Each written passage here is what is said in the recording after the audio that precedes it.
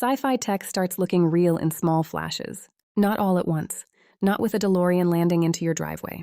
It starts with a lab surface, a strange material, and a beam of light. Then one result makes you go, wait, what? Is that even possible?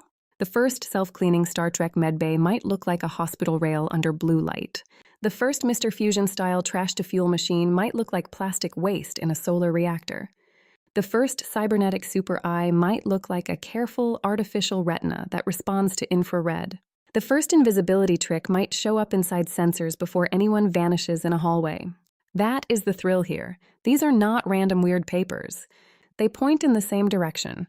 Light is becoming a tool. Light can switch materials into new modes. Light can make chemistry do useful work. Light can change what devices and maybe people can see. This is not about brighter light. It is about the first real ingredients of sci-fi tech. Start with the medbay because germs are the least abstract villain in science. Researchers tested graphene quantum dots, tiny carbon-based specks. When low-intensity blue light hits them, the dots become chemically active. They help create reactive molecules that bacteria very much do not enjoy. In lab tests, the approach reduced more than 99.9% of certain resistant bacteria. The movie version is the spotless Star Trek-style medbay that basically cleans itself. The lab version is smaller, a material that wakes up when light tells it to.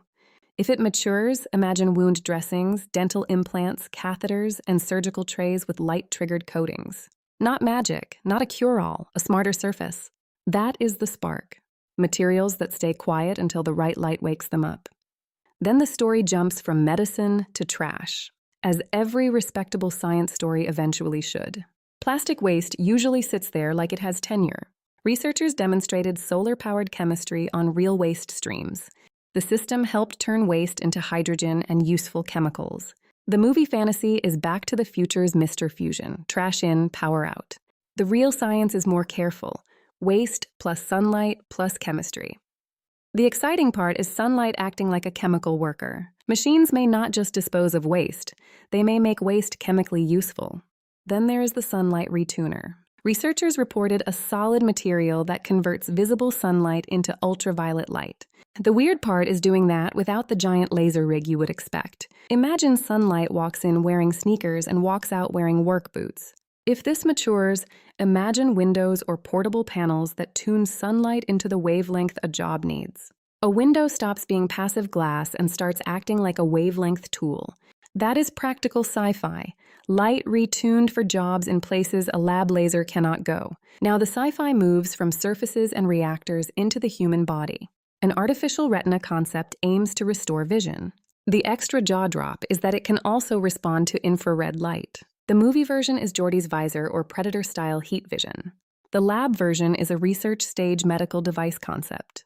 Repair comes first.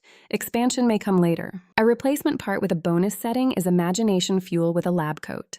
Then we get to the word everyone wants to abuse, invisibility.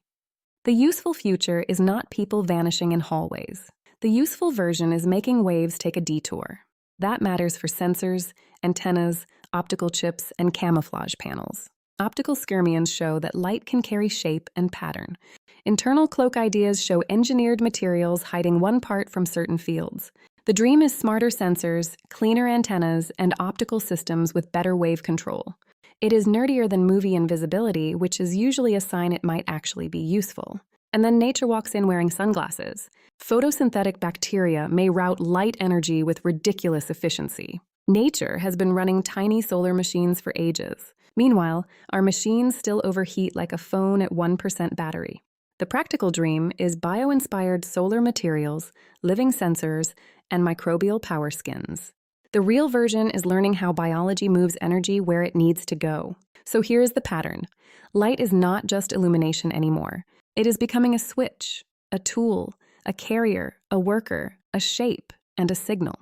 Self-sterilizing surfaces, trash-to-fuel reactors, spectrum-shifting windows, infrared sight, wave-routing sensors, living solar machines. The movie version is the dream. The lab version is smaller, stranger, and real. The sci-fi versions are on the horizon. The sparks are already on the lab bench. The future may be 1,000 weird materials waiting for the right beam of light. Imagine what the future holds.